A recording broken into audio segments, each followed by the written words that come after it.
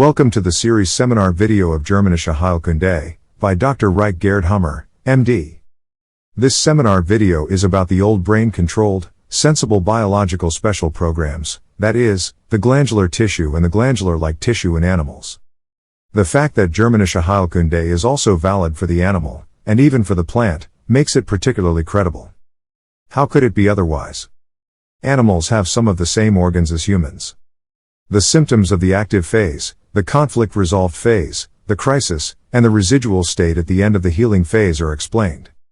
Using several case examples, the various animal typical associated conflict contents such as morsel, attack, worry, and so on, will be made understandable. The objective is to correctly interpret symptoms such as iris carcinoma, intestinal colic, stomach carcinoma, water retention, skin tuberculosis, and mammary carcinoma. You can learn more about this in the approximately 1-hour seminar video.